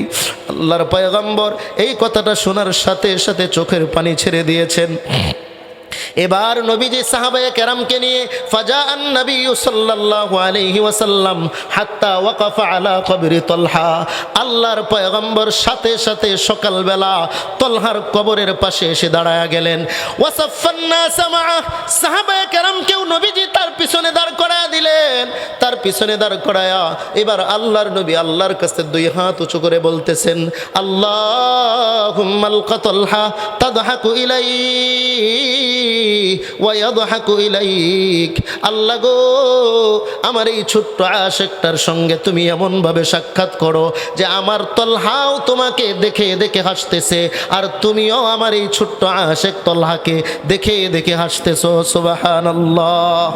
দেখেন ছোট্ট একজন সাহাবী, কি পরিমাণ নবী প্রেম তার ভিতরে। এই প্রেমের কারণে নবীজিও বলে, আমি তোকে কলিজা দিয়ে ভালোবাসি, আল্লাহর নবী এই ছোট্ট সাহাবীকেও ভালোবাসছেন, ছোট্ট সাহাবীর জানাজা পড়ানোর জন্য নবী চলে আসছেন। আজকে আমরা যুবক যারা আছি, অনেকেই যারা আমরা বৃদ্ধ হয়ে গেছি, আমাদের ভিতরেও নবীজির ভালোবাসা নাই। ওই ছোট্ট আশেকটার ভিতরে নবীর যে পরিমাণ ভালোবাসা ছিল, এজন্যে নবীকে সর্বোচ্চ ভালোবাসা, এটা হলো ঈমান। আল্লাহর নবী বলেছেন, লা ইউমিনু আহাদুকুম হাত্তা আকুনা হাব্বা ইলাইহি মিন ওয়ালিদিহি ওয়া ওয়ালাদিহি ওয়ান নাসি আজমাইন। ততক্ষণ পর্যন্ত পূর্ণাঙ্গ মুমিন হতে পারবে না যতক্ষণ পর্যন্ত আল্লাহর নবীকে দুনিয়ার সব কিছুর চাইতে, মা বাবার চাইতে, সন্তানাদির চাইতে আল্লাহর নবীকে বেশি ভালো না বাসে। সাহাবারা এর প্রমাণ দিয়েছেন, নিজের মা বাবার চাইতেও ভালোবেসেছেন। এজন্য আপনি আমিও যদি নবীর সুপারিশ পেতে চাই, নবীকে সর্বোচ্চ ভালোবাসতে হবে। পারবেন তো ইনশাআল্লাহ? নবীকে সর্বোচ্চ ভালোবাসা দিতে হবে। সাহাবারা প্রত্যেকেই তাদের জীবনে নবীর সর্বোচ্চ ভালোবাসার প্রমাণ দিয়েছেন। কয়জন সাহাবার ঘটনা আপনাদেরকে শোনাবো। প্রত্যেকটা সাহাবাই এমন ছিলেন যে নবীর জন্য তারা পাগল। আল্লাহর পয়গম্বরের যখন ইন্তেকাল হয়ে যায়, আল্লাহর পয়গম্বরের ইন্তেকালের সময় সাহাবায়ে কেরামের মধ্যে পেরেশান অবস্থা শুরু হয়ে গেছে। নবীজির যখন ইন্তেকাল হয়েই গেল, নবীর ইন্তেকালের পরে সাহাবায়ে কেরাম উম্মাদ হয়ে গেছেন, উম্মাদের মতো ঘোরাফেরা করতেছেন, পাগলের মতো ঘোরাফেরা করতেছেন। কেউ বা এক ধ্যানে আকাশের দিকে তাকায় আছেন, কেউ একেবারে বেহুশ হয়ে পড়ে আছেন জমিনের মধ্যে। হযরতে উমর তো পাগলের মতো তরবারি হাতে নিয়ে বের হয়ে গেছেন। একজন সাহাবী ছিলেন, কৃষক সাহাবী, জমিনের মধ্যে হাল চাষ করতেছেন। ওই অবস্থার মধ্যে তার কানে খবর আসছে যে আল্লাহর নবী দুনিয়াতে নাই, নবীর ইন্তেকাল হয়ে গেছে। সাহাবীর নাম আব্দুল্লাহ বিন যায়েদ বিন আব্দুর রাব্বি। এই কৃষক সাহাবী যখন এই কথা শুনলেন, সাথে সাথে আল্লাহকে ডাক দিয়ে বলে, আল্লাহ, যেই চোখ দিয়ে আমি আমার নবীকে দেখতাম, যেই চোখ দিয়ে আমি আমার নবীর চেহারা দেখে আমি আমার কলিজাকে সান্ত্বনা দিতাম, আমার পেটের ক্ষুধা নিবারণ হইতো, আল্লাহ গো, ওই নবীকে যেহেতু আর দেখতে পাবো না, আমি আমার এই চোখকে চাই না, আল্লাহ তুমি আমাকে অন্ধ বানায়া দাও। আল্লাহর কাছে দোয়া করেছে, তো সাথে সাথে অন্ধ বানায়া দিছেন।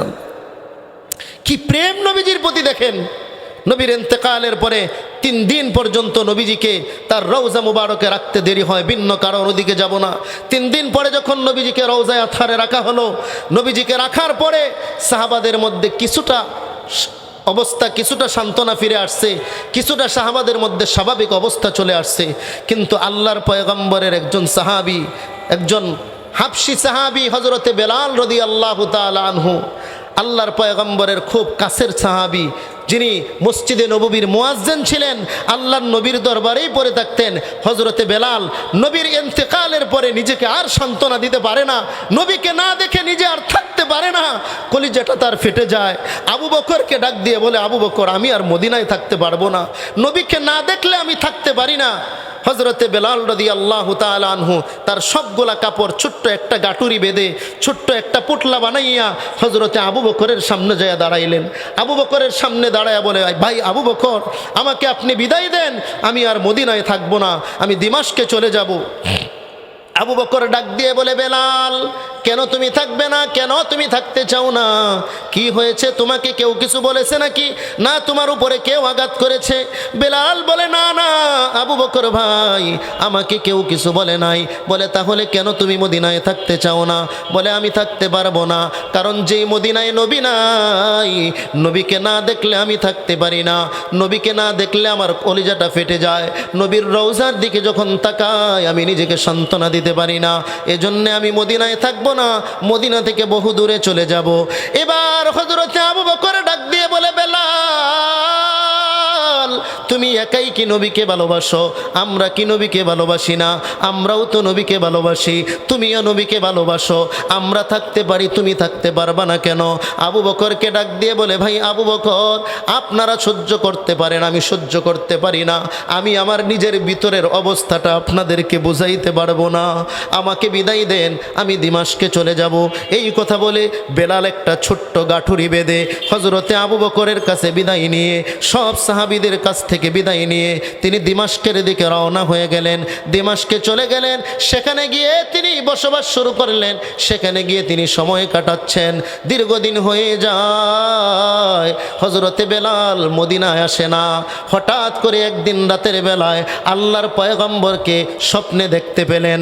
আল্লাহর পয়গম্বর স্বপ্ন যুগে হযরতে বেলালের সঙ্গে সাক্ষাৎ দিলেন। সুবহানাল্লাহ, আরো জোরে বলেন না সুবহানাল্লাহ।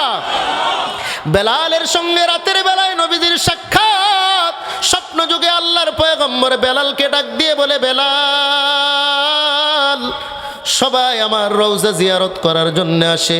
বেলাল, তুমি তো আমার রওজা জিয়ারত করার জন্য আসো না। আয় বেলাল, আয় আয় মদিনায় আয়, আমার রওজা জিয়ারত করে যা, আমি নবীর রওজায় এসে সালাম দিয়ে যা। এই কথাটা যখন হযরতে বেলাল স্বপ্ন যুগে নবীজি যখন বেলালকে বললেন, বেলালের ঘুম ভাঙার পরে হযরতে বেলালের ভিতরে আর ধৈর্য কোলায় নাই। হযরতে বেলালের ভিতরে এশক শুরু হয়ে গেছে। হযরতে বেলাল এবার দিমাশক থেকে রওনা হয়ে গেছে মদিনায় আসার জন্য। নবীজির রওজার পাশে আসবে, নবীজির রওজায় এসে নবীকে সালাম জানাবে। হযরতে বেলাল পাগলের মতো দৌড়ায় দৌড়ায় মদিনায় আসে। মদিনায় যখন এসে হযরতে বেলাল পৌঁছলেন, রাতের বেলা, গভীর রাত, তাহাজ্জুদ নামাজের সময় হযরতে বেলাল যখন মসজিদে নববীর ভিতরে ঢুকলেন, মসজিদে নববীর ভিতরে ঢুকে আল্লাহর পয়গম্বরের যে রওজা মুবারক বর্তমান যেখানে, এখন তো চতুর্দিকে বাউন্ডারি করা আছে, ওই সময় বাউন্ডারি ছিল না। রওজার চতুর্দিকে জালি দিয়ে আটকানো ছিল। জালি মুবারক দিয়ে আল্লাহর পয়গম্বরের রওজাটা যখন চতুর্দিক দিয়ে আটকানো, ঘেরাও করা, তো হযরতে বেলাল নবীর রওজার ওই জালি মুবারকটা ধরে রওজা মুবারকের পাশে বসে বসে নবীকে সালাম জানায় আর ফুফায়া ফুফায়া কান্না করে। আল্লাহর পয়গম্বরকে ডাক দিয়ে বলে, পয়গম্বর, আমি বেলালকে আপনি আসতে বলেছিলেন, আমি বেলাল আপনার রওজার পাশে আসলাম, আপনার রওজায় এসে আপনাকে সালাম জানাই দিলাম। ও পয়গম্বর, আপনাকে না দেখে তো আমি থাকতে পারি না, আমার কলিজাটা ফেটে যায়। পয়গম্বর, আমি কিন্তু মদিনায় থাকবো না, আপনার রওজা জিয়ারত করে, আমি আপনার রওজা জিয়ারত করে আবার আমি দিমাশকে চলে যাব। এই কথা বলে বলে বলে বলে বেলাল যখন নবীর মহাব্বত আর প্রেম আর ভালোবাসা নিয়ে চোখের পানি ছেড়ে ছেড়ে কথাগুলা বলতেছিল, ওই মুহূর্তের মধ্যে মসজিদে নববীর নতুন মুয়াজ্জিন চলে আসছে তাহাজ্জুদের আযান দেওয়ার জন্য। আপনারা জানেন মক্কা মদিনায় ফজরের আগে তাহাজ্জুদের জন্য আলাদা একটা আযান হয়।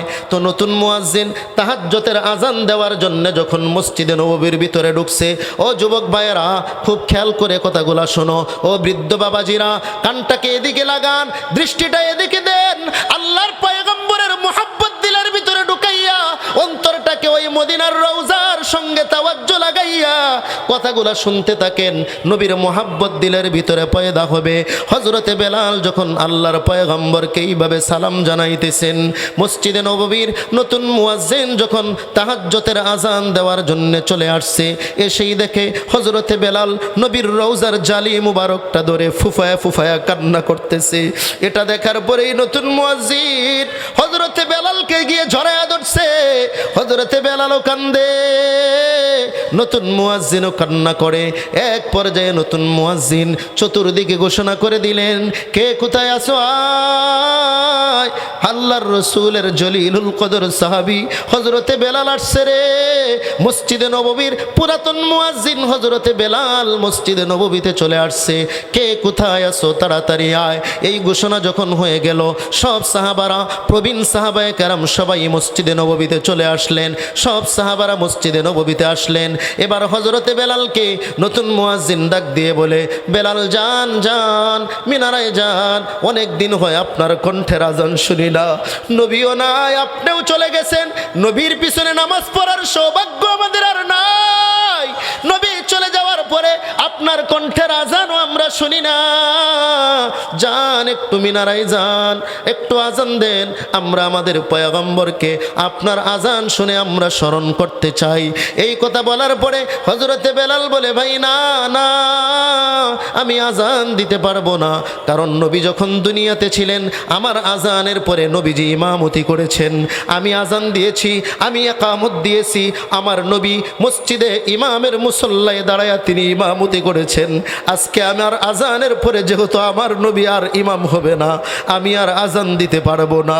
এই কথা বলে বলে বলে বলে হযরতে বেলাল যখন কান্না করতেছেন, সব সাহাবারা মিলে হযরতে বেলালকে রিকোয়েস্ট করে হযরতে বেলালকে আজান দেওয়ার জন্য বলে, কিন্তু হযরতে বেলাল আজান দেয় না। এবার হাসান হুসাইনকেও নিয়ে আসছে, তারা এসে বেলালকে বলে, বেলাল আজান দেন, আমাদের নানাকে আমরা স্মরণ করতে চাই। হাসান হুসাইনের চেহারার সঙ্গে নবীর চেহারার বড় মিল, তো হাসানের চেহারার দিকে যখন বেলাল তাকাইছে, নবীর চেহারাটা তার চোখের সামনে ভেসে উঠছে। হাউমাউ করে হযরতে বেলাল কান্না শুরু করে দিছে। এবার যেহেতু নবীর নাতি বলছে, আর তো নিষেধ করা যায় না, মসজিদের মিনারায় চলে গেছে, আজান দেওয়ার জন্য দাঁড়াইছে। আল্লাহু আকবার বলে আশহাদু আল্লা ইলাহা ইল্লাল্লাহ পড়ার পরে আশহাদু আন্না মুহাম্মাদুর রাসূলুল্লাহ যখন বেলাল বলছে, সাথে সাথে হযরতে বেলাল বেহুশ হয়ে জমিনের মধ্যে পড়ে গেছে। কারণ নবী যখন দুনিয়াতে ছিলেন, হযরতে বেলাল যখন বলতেন আশহাদু আন্না মুহাম্মাদুর রাসূলুল্লাহ, ডান দিকে আর চোখে তাকায় দেখতেন যে নবীজি যাই নামাজের মুসল্লার মধ্যে বসা, নবীকে দেখতে পায় না, তো সাথে সাথে হযরতে বেলাল বেহুশ হয়ে পড়ে গেছে। হযরতে বেলালের যখন হুঁশ ফিরে আসছে, তাকায় দেখে সবাই কান্না করে, নবীর কথা স্মরণ করে সবার চোখে পানি। হযরতে বেলাল আবার নবীর রওজার পাশে গিয়ে নবীকে শেষ সালাম জানায় আর কান্না করে, আর বলে, নবী আমাকে বিদায় দেন, আমি মদিনায় থাকতে পারবো না, আপনাকে না দেখে আমার সহ্য হয় না। হযরতে বেলাল বিদায় নিয়ে নিয়ে যখন মদিনা থেকে চলে যায়, সাহাবায়ে কেরামের মধ্যে কান্নার রোল পড়ে যায়। সাহাবায়ে কেরামের ভিতরেও নবীজির ইশক মুহাব্বতের আগুন দাউ দাউ করে জ্বলে ওঠে।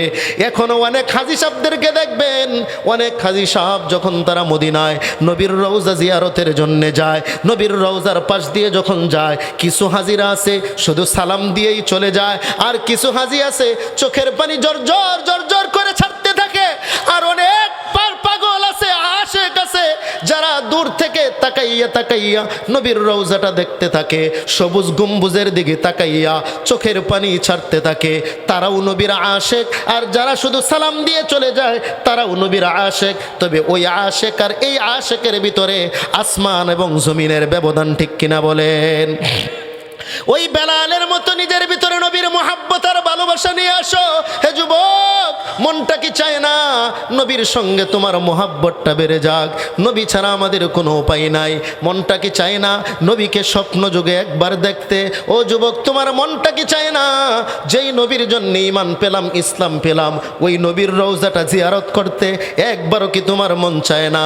হে যুবক, যদি তোমার মনের ভিতরে নবীর রওজা জিয়ারতের তামান্না থাকে, যদি তোমার ভিতরে নবীকে স্বপ্নে দেখার তামান্না থাকে, তাহলে নবীর ভালোবাসা সর্বোচ্চ দিতে হবে। নবীর ভালোবাসার মালাটা গলায় লাগাও। হে যুবক, নবীর আদর্শে নিজেকে আদর্শবান বানাও। হে যুবক, নবীজির কলিজার ভিতরে আঘাত করিও না, নিজের দাড়িটা কেটে নবীর কলিজার ভিতরে আঘাত লাগাইও না, নিজের পোশাকটা নবীর পোশাকের মতো বানাও, নিজের সুরতটা নবীর সুরতের মতো বানাও, নিজের পর চলাফেরাটা নবীর চলাফেরার মতো বানাও, আল্লাহর পয়গম্বরকে নিজের মডেল বানাও, নবীর শাফাত পেয়ে যাবে।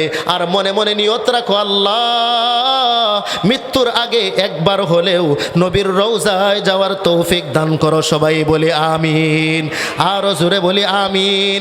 এবার নবীর রওজার দিকে মনটাকে তাওয়াজ্জু করে সবাই আমার সঙ্গে সঙ্গে একটা কবিতা পড়বেন। সবাই আমার সঙ্গে বলেন, মদিনা যাইতে পারলাম না, মদিনা দেখতে পারলাম না, মদিনা যাইতে পারলাম না, মদিনা দেখতে পারলাম না। আমি অসহায় তাই এত দূরে রই, অসহায় তাই এত দূরে রই, শুধু সালাম পারলাম জানাই মদিনা, মদিনা যাইতে পারলাম না, মদিনা দেখতে পারলাম না।